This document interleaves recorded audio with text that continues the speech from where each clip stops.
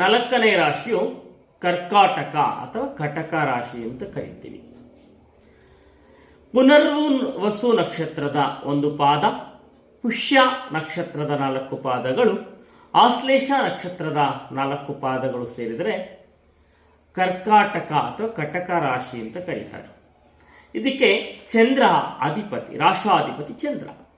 ಈ ಜನವರಿ ತಿಂಗಳಲ್ಲಿ ಕಟಕ ರಾಶಿಯವರಿಗೆ ಯಾವ ರೀತಿಯಲ್ಲಿ ಇರಲಿದೆ ಅಂದರೆ, ಅಂತಕ ಪಡುವಂತಹದ್ದು ಬೇಡ ಮತ್ತು ದುಡುಕಿ ನಿರ್ಧಾರಗಳನ್ನು ತೆಗೆದುಕೊಳ್ಳಬೇಡಿ.